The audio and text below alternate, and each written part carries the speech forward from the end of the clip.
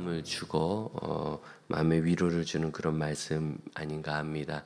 마른 뼈 환상이라고 흔히 이야기를 하죠. 골짜기에 성령께서 데려가셨는데 여호와께서 데려가셨는데 그 안에 마른 뼈가 가득했다. 그걸 다 보여주시고 굉장히 많은 뼈인데 이 뼈가 능히 살 수 있겠느냐 3절 물으셨습니다. 그런데 에스겔이 주께서 하시나이다 이렇게 애매한 대답을 참 지혜롭게 여러분 여보 나를 사랑해 그러면 주께서 하시나이다 이래야지 그런 걸 사랑이 무엇이냐 이런 거 따지고 그러면 지혜가 없는 겁니다. 근데 이제 이 에스겔이 이렇게 대답했을 때 이 대답이 참 선지자로서는 부적절한 대답입니다.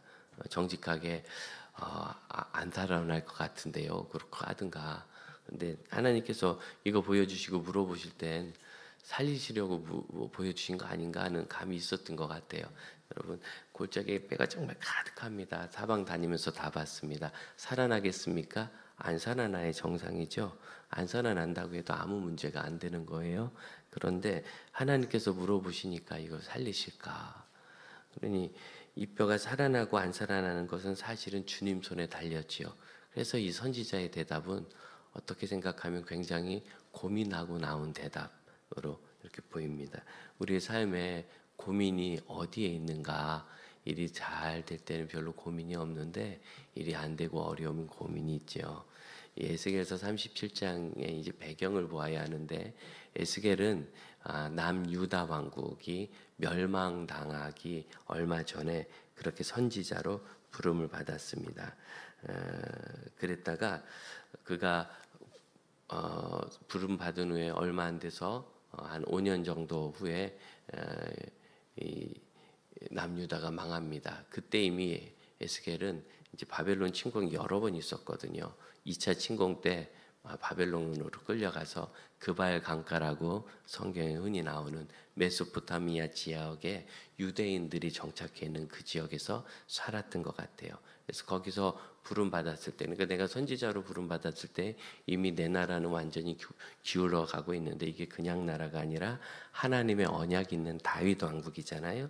그런데 그런 나라가 멸망당하는 것을 보고 있어야 되고 그렇게 다 멸망당한 것을 보았을 때 이제 에스겔에게는 어떤 소망이 있겠어요.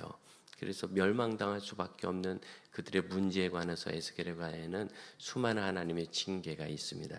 그런데 이것이 33장, 34장 넘어가면서 메시지가 바뀌어요.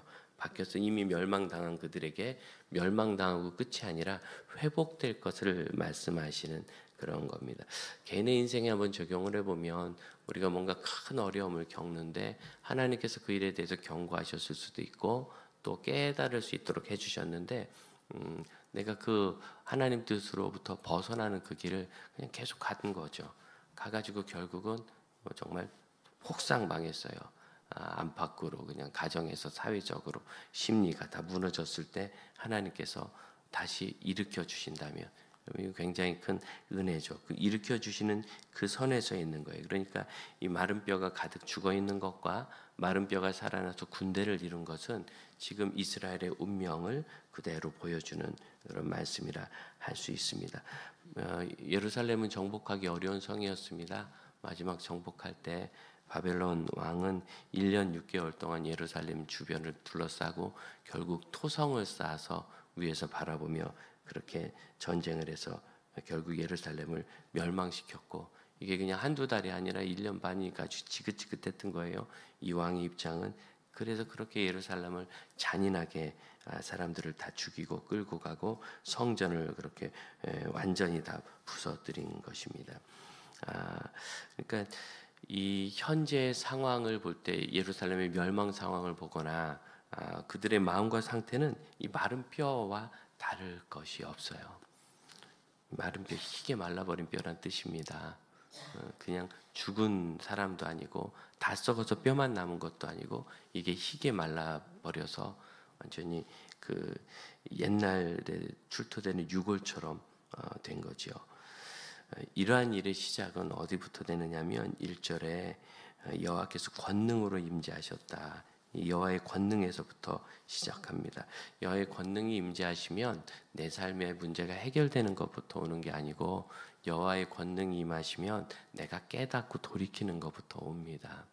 하나님께서 우리의 삶 100여 년도 못 사는 이 인생에 굉장히 관심이 많으시지만 그것이 우리의 본질이 아닌 것을 우리보다도 하나님이 더 잘 아시잖아요. 우리는 이 세상 끝나고 영생이 있고 여기는 우리가 나그네처럼 지나가는 곳이며 우리가 영원히 사는 곳이 있다는 것을 알고 성경에서 배워서 믿고 고백하지만 현실에서 느끼기는 사실은 현실이 되게 급하지 않습니까? 그래서 지난주에 우리 유 목사님이 설교하면서 천국에 상급이 많은 거 아는데 일부는 지금 땡겨다 쓰고 싶다고 얘기하는 게 지금 당장이 급하니까 피부에 있으니까 참 그 얘기할 때 여러분 다 웃으실 때 옛날 그런 생각 다 한두 번씩 하신 적 있죠? 저도 있어요. 사는 게 어려우니까. 그러니까 현재 이 마른 뼈 같이 돼 있는 그 상황이 우리와 상황일 때 그러면 하나님의 권능이 임하시면 마른 뼈 같은 사람이 살아나는 것부터 하는 게 아니라 그를 깨우치는 것부터 하시는 거예요. 현재 그 처참한 상황을 돌아보고 이 죄와 하나님의 말씀을 어떤 무시했다고 얘기할 수 있는 하나님의 말씀을 등졌던 그러한 모든 형편도 돌아보고 문제가 뭔지 깨닫고 어떻게 해야 할지 회개하고 돌이켜야죠. 그것을 보는 건 중요합니다. 여호와의 권능이란 이 단어, 성경이 권능이라고 얘기할 때는 우린 파워, 힘을 얘기할 것 같은데 구약은 하나님의 손이라는 단어를 주로 써요. 야드라는 단어인데 이렇게 야드처럼 생겼습니까? 히브리어는 가끔 보면 이렇게 상상이 돼요. 왠지 야드 같지 않아요? 죄송합니다. 한번 외우시라고. 여러분 야드라는 이 단어, 손이라는 단어, 하나님의 손은 하나님의 권능이고 하나님의 권능은 하나님의 손입니다. 여러분 손을 언제 힘과 연결돼서 우리가 말합니까? 일할 때잖아요. 손이 가만히 있는데 힘있게 보이진 않잖아요. 그러나 이것이 일을 하면 힘이 드러나는 것이고 움직이면 힘이 느껴지고 내가 뭔가 어려운 일이 있을 때 어디서 손이 가까이 온다면 이걸 같이 들어주겠구나 이렇게 기대하는 거죠. 가끔 우리 권사님들이 장보거나 해가지고 우리 엘리베이터가 없어가지고 1층에서 2층까지 이렇게 들고 올라가실 때 보면 제가 참 되게 안쓰러워요. 그럼 이렇게 제가 가서 손을 내밀 때 더 무겁게 이렇게 누르려고 손을 얹고서 막 무겁지요. 이렇게 주의 징계는 무거운 거 이러면 되게 징계를 싫어하겠죠. 손을 보면 도와줄 것을 기대하잖아요. 그러니까 하나님의 권능은 항상 우리를 도와주시는데 그 도우심의 순서를 우리가 기억해야 되겠어요. 우리를 데리고 가서 보여주시고 그리고 얼마나 처참한 상황인지 사실은 하나님 앞에 납작 엎드려 간구한다. 이거 말은 쉬운데 잘 그렇게 하지 않아요. 아직은 처참하지 않아요. 더 처참해야 납작 엎드리는 것도 되는 거죠. 더 처참해야. 여러분, 우리가 무엇에 머리를 숙이겠습니까? 세상 사람들은 권력과 힘에 머리를 숙입니다. 제 친구 목사님이 자기 퍼스트 클래스 비행기를 탔던 대한항공의 아시아나인가지 아직은 얘기를 해주더라고요. 왜 탔느냐면 그 집회 때문에 출국을 하려고 가보니까 그 여행사 하시는 집사님이 다음날 12시 거를 끊어놓은 거예요. 오늘 12시 이 0시가 되게 어렵거든요. 날짜가 바뀌기 때문에 아주 헷갈리기 쉬워요. 그래가지고 당신 비행기는 내일인데요 이런 거예요. 그런데 오늘 지금 안 나가면 당장 집회가 어려우니까 할 수 없이 남은표를 찾았는데 비즈니스도 없고 퍼스트 클래스가 있어서 20만 원짜리 표를 300만 원에 어마어마하죠. 그래서 어떻게? 그래서 이게 사명이니까 나갔죠. 그랬더니 부기장이 와서 무릎을 탁 꿇고 정중히 모시겠습니다. 그런데 짐을 다 끌고 가더래요. 300만 원의 능력 앞에 머리를 꿇는 비행기 항공 조종자들 자존심이 강하거든요. 주로 군인 출신들도 많고 무릎을 딱 꿇고 그러더래요. 여러분 다 모르죠. 안 타봐서 우린 몰라. 그런 세계가 있다는 걸 우린 몰라요. 거기서 이제 항공사들은 그렇게 얘기를 합니다. 우리처럼 이제 이코노미 클래스 타는 사람들은 비행기 무게 중심 맞춰주는 사람이고 돈은 비즈니스 퍼스트 사는 사람들이 벌어서 우리가 먹고 산다 이렇게 좀 슬프죠. 우리는 비행기의 기름과 무게를 맞춰야 돼서 타는 거고 그런 거예요. 그래서 이제 그분들에 대해서 그렇게 더 하는 거랍니다. 우리가 돈 버는 일에 얼마나 절실했어요. 그럼 돈 버는 일에 절실해서 지금 먹고 사신 겁니다. 대충 돈 벌어서는 먹고 못 삽니다. 맞죠? 정말 열심히 달려야 되지 않습니까? 그래요. 그런데 하나님 앞에 우리가 기도할 때 그렇게 겸손하게 그의 손 아래서 간구하는가? 성경은 능하신 하나님의 손 아래 겸손하라. 손 야드입니다. 능하신 하나님의 손 아래 겸손하라. 그러면 그가 너희를 높이시리라. 권면합니다. 여러분, 우리 하나님 앞에 간구하고 기도하고 그리고 하나님이 깨닫게 하시는 것에 우리의 마음을 부드럽게 합시다. 저는 성경에 유순이라는 단어를 늘 마음에 생각 많이 해요. 유순한 자가 돼요. 유순한 자가 돼요. 저희 아이들이 유순할 때는 용돈도 주고 싶다가 쌓아나올 때는 내쫓고 싶어요. 제가 아이를 보고 돌아올 때 오기 싫었어요? 오고 싶었어요? 누가 물어보시던데 여러분 오래 있으면 오고 싶어집니다. 왜 그럴까요? 열흘이면 싸우기엔 충분한 시간입니다. 그러고 나면 지긋지긋해요. 내가 괜히 왔지 이제 다시 보나 바람 이런 마음이 드는 거죠. 언제? 유순하지 않을 때. 여러분 우리가 하나님 앞에 갈 때 유순한 사람이 되어야 돼요. 이게 너무 중요한 겁니다. 군에서 내유외강이라는 말을 할 때 저는 이것이 그리스도인들에게 딱 맞는 단어라고 생각했어요. 내유외강, 주 앞에 유순하고 외강, 바깥 이 세상에는 강한 사람이 돼. 근데 우리 거꾸로 밖에 가서는 300만 원이군요. 정중히 모시겠습니다. 유순하고 안에 들어와서는 하나님 앞에 왜 내 인생을 이것밖에 안 해주느냐고. 하나님이 말씀하시는 것을 귀를 듣고 들을 귀가 있어야 되는데 그래서 성경이 희한한 말이잖아요. 들을 귀 있는 자는 들을지어다. 들을 귀 있는 자는 들을지어다. 귀 없는 사람이 어디 있어요? 지난주에 누가 이거 물어보더라고요. 목사님 이게 무슨 뜻입니까? 들을 귀 있는 자, 귀가 들을 귀가 있고 그냥 귀가 있습니까? 귀는 원래 다 듣는 건데 귀가 있어도 안 들으니까 예수님이 하신 말씀이죠.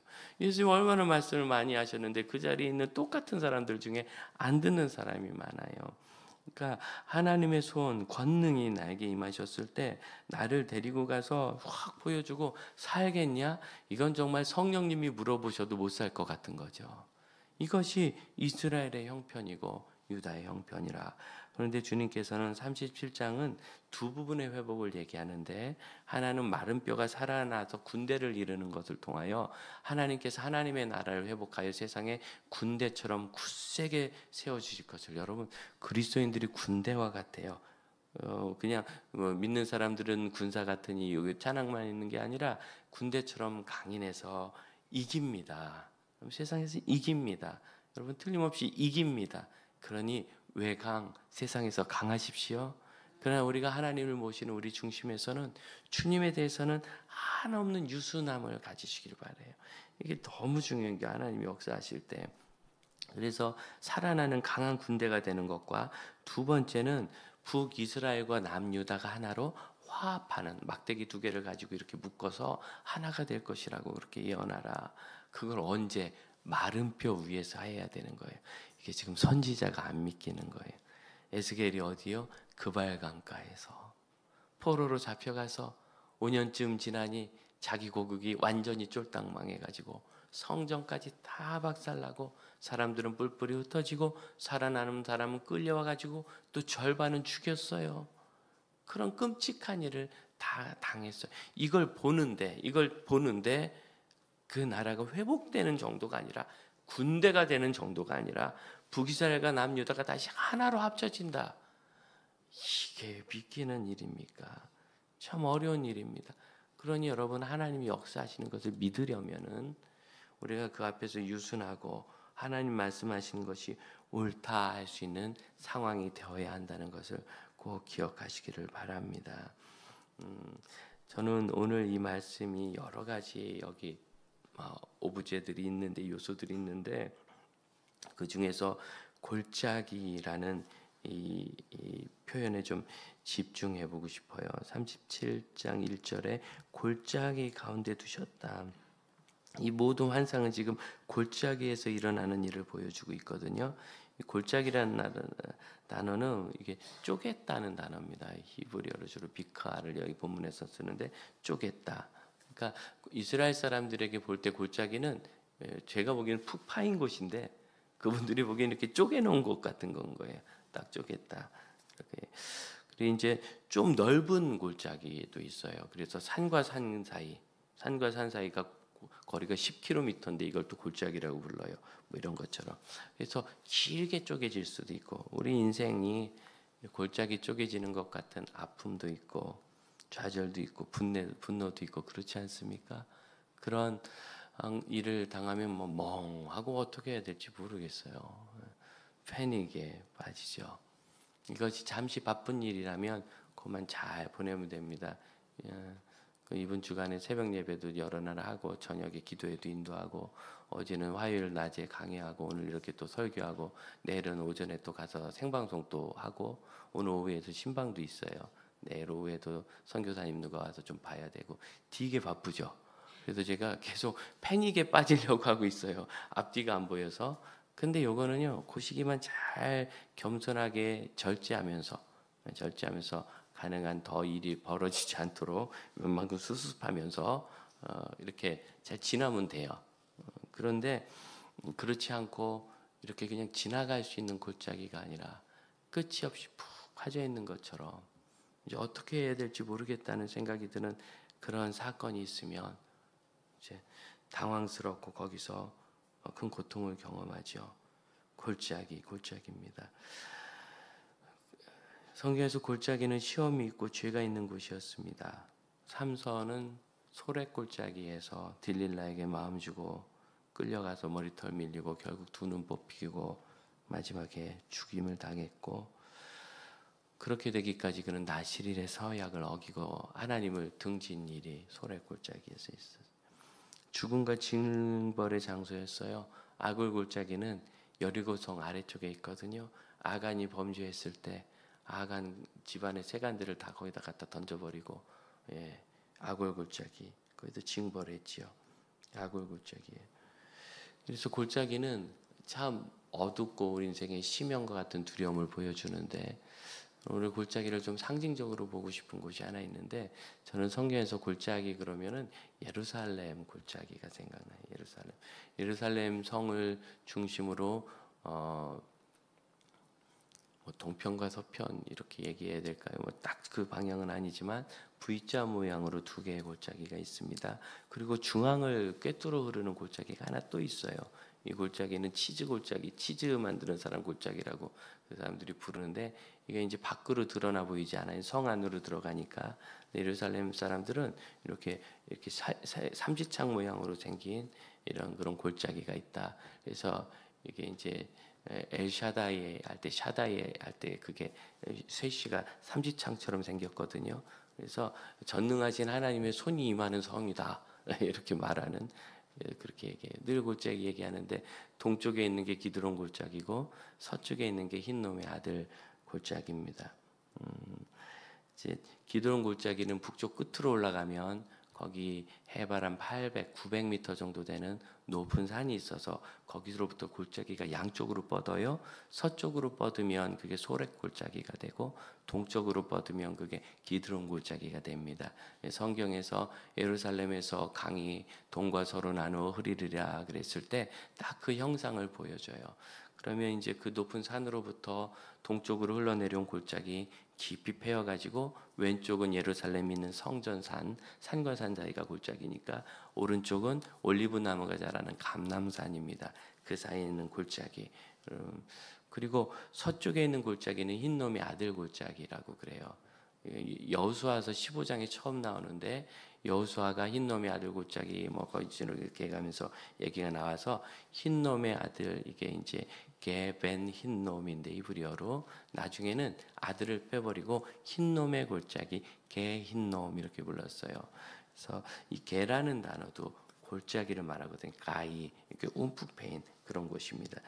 그래서 비크하는 쪼갰다라는 단어가 나오고 가이는 움푹 패다부터 나오는데 이렇게 움푹 패인 곳으로부터 그 흰놈의 아들 골짜기와 그 기드론 골짜기가 V자 모양으로 보하고 북쪽은 산으로 둘러 있어서 그 뒤가 절벽같이 가파르기 때문에 이제 예루살렘에 접근하려면 이 동편이나 서편으로부터 접근해야 돼서 예루살렘이 그렇게 공격하기 어려운 성이었던 거예요.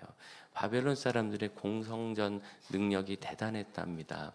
그래서 아수르를 이제 성경에서 보면 높은 성읍으로 그렇게 이야기하거든요. 그러니까 높은 성도 바벨론 사람들은 공성전을 잘 해냈어요. 그런데 예루살렘은 고생해서 1년 6개월을 그렇게 고생했고 로마 사람들도 나중에 예루살렘을 점령할 때 3년이나 거기에 둘러싸고 3년 가까이 공성전을 하잖아요. 접근하기 어려운 이유가 골짜기가 있었기 때문입니다.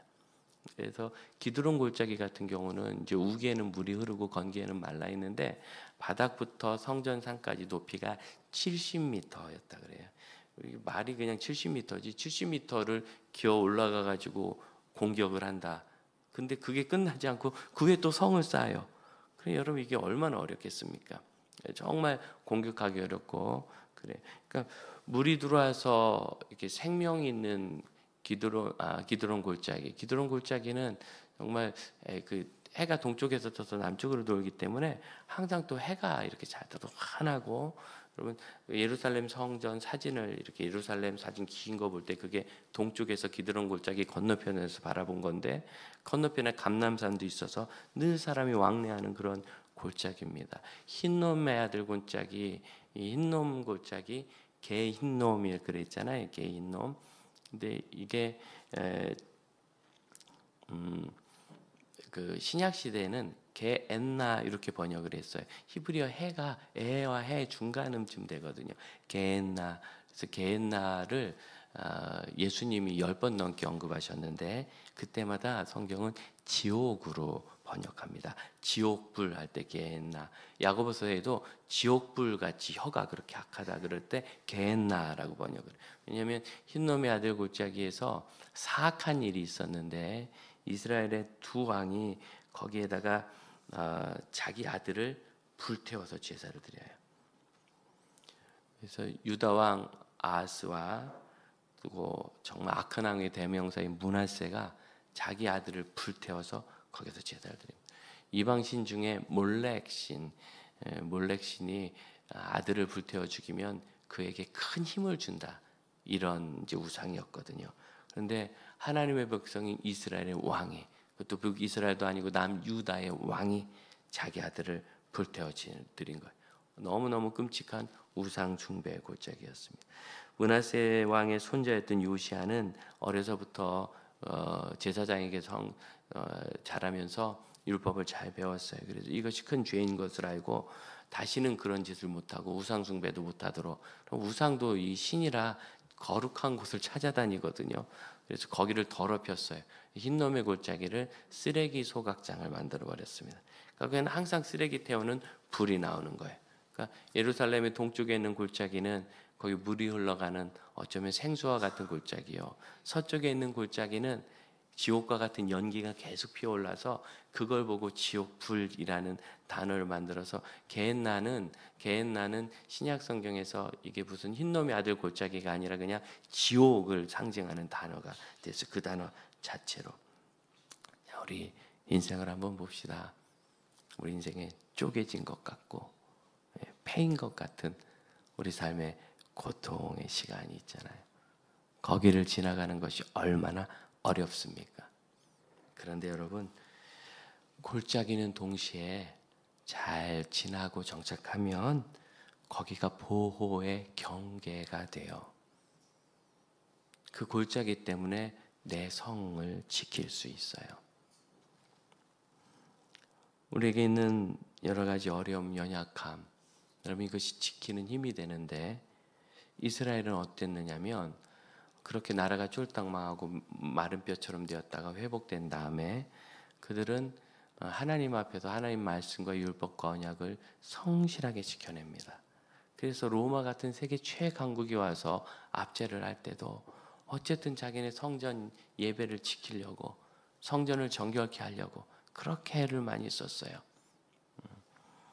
그러니까 나라를 그렇게 망친 다음에야 그들이 이래서는 안 된다는 걸 알았고 신약 성경은 뭐라고 얘기하느냐면 때가 참에 하나님께서 그 아들을 세상에 보내셔서 복음을 주시고 우리를 구원하셨다. 그 때가 이루어지길까지 망했던 그 역사가 그 나라를 지켜내는 경계가 되게 하셨고, 우리 삶도 똑같습니다. 우리 삶에 있는 슬픔도 있고 좌절도 있고, 뭐 기도한 대로 다 잘 되겠습니까? 하나님의 뜻이 우리 뜻보다 선하다는 거 하나 믿고 기도하는 거예요. 언제든지 하나님이 저보다 선하시고 하나님의 뜻이 제 뜻보다 더 옳습니다. 이거 하나 믿고 이 말할 수 없는 고통과 이 말도 안 되는 민망함을 하나님이 허락하셨다면 제가 잘 가겠습니다. 하나님이 이것을 들어주지 않으신다면 제가 또 거기 맞춰 있겠습니다 하는 거죠. 그래 맞춰서 저도 우리 교회가 뭐 딱 이만큼 아니겠습니까? 이것이 우리에게 하나님 주신 여러 가지 상황이고 환경인데, 그럼 여기 딱 맞춰서 넘어보려고 굉장히 애를 많이 쓰죠. 또 다양한 것도 시도해보고, 그리고서 어느 정도 라인이 그려져요. 골짜기처럼 우리 교회의 어떤 그릇, 사역 사이즈, 크기, 어떤 본질과 같은 것, 비전을 작게 하고 사역을 작게 한다는 게 아니라요, 그 골짜기 안에도 할 수 있는 일이 무궁무진해요.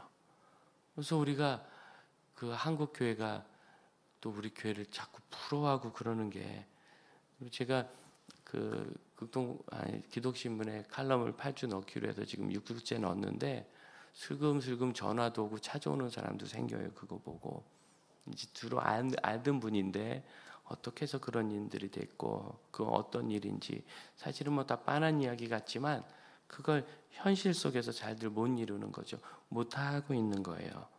다 뭐 할 수 있는 상황인데, 우리 교회가 지금과 같은 상황과 한계가 있어도 목사가 보기에 뭐 못하는 건 많죠. 뭐 할 수 있으면 저도 우리 외국인 근로자들을 위해서 무료 진료소도 좀 만들고 싶고, 할 수 있으면 우리가 더 많은 일들을 선교사님 모셔서 우리 교회 보면 얼마나 좋아하는데요. 우리 교회가 제일 좋은 건 뭐냐면 사실은 숙소로 제일 좋아요.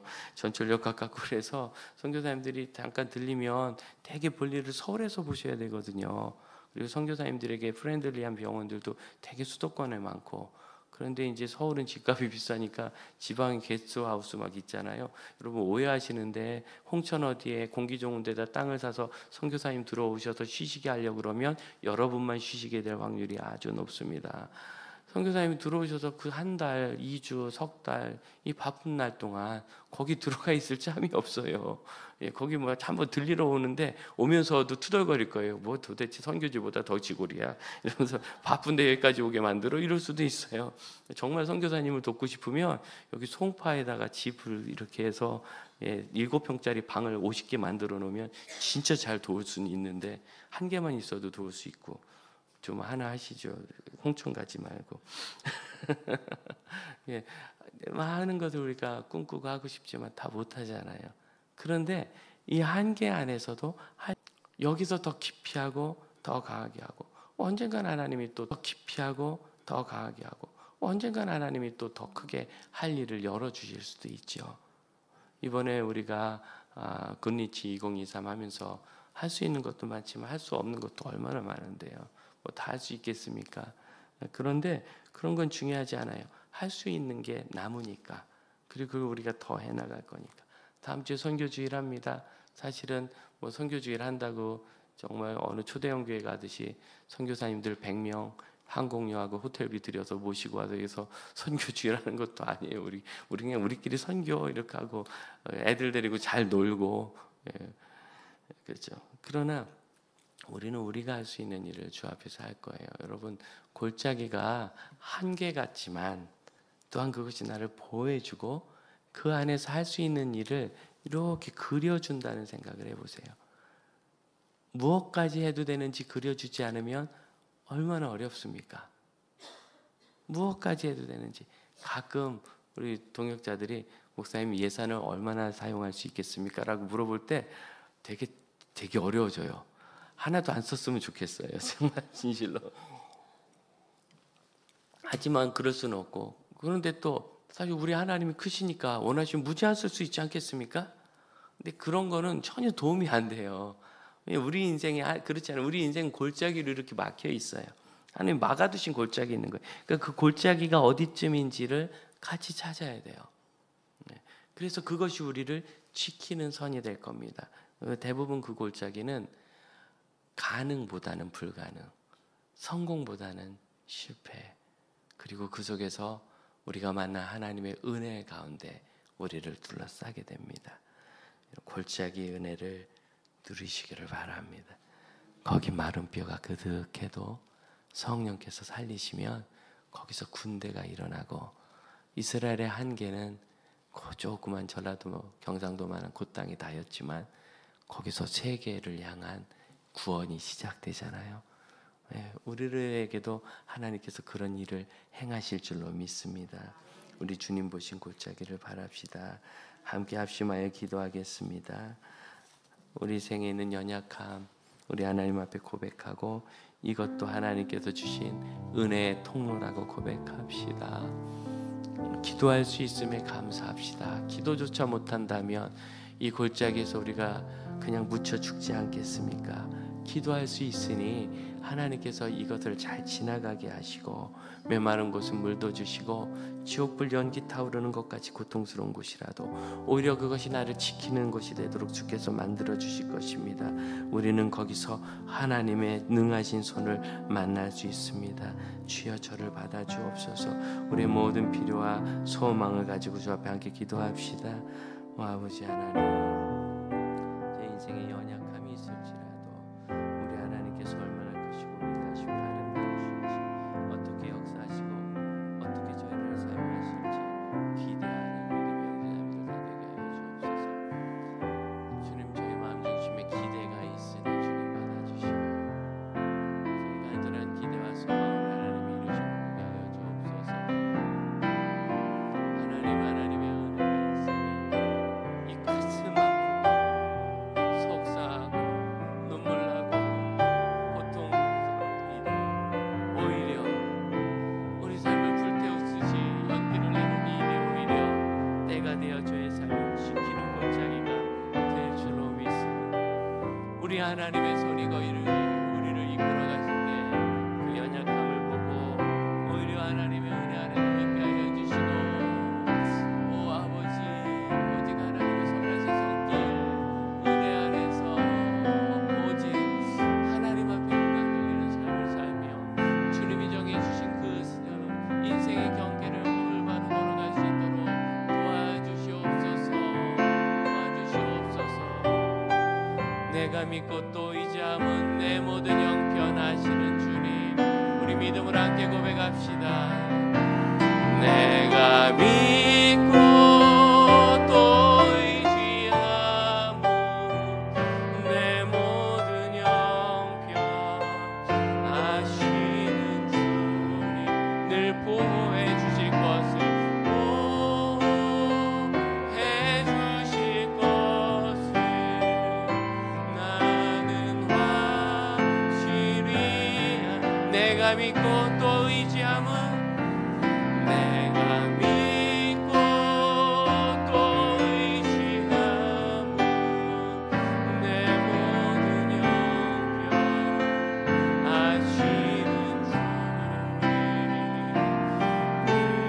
보호해 주실 것을 나는 확실히 아네.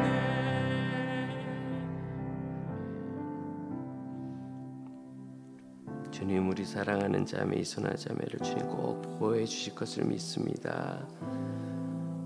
우리 주님 사랑하시는 아게인이를 보호하신 것처럼, 우리 문수자 권사님을 보호하신 것처럼 주님 앞에 쉴 길을 찾아오고 주님 도와주세요 하는 모든 환우들을 보호하시고 지켜주실 줄로 믿습니다.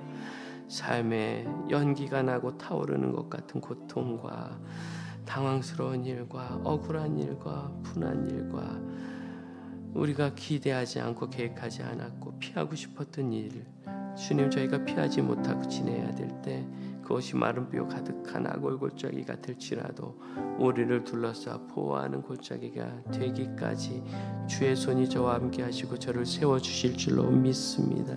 언제든지 우리 주님 살아계심을 믿고 그 골짜기 지난 후에는 이것이 하나님이 나와 함께 하신 증거가 되며 나의 삶을 주의 능력으로 세워주고 그리고 주의 능력으로 보호하는 하나님의 징표와 기념석이 되리라 믿게 하여 주옵소서.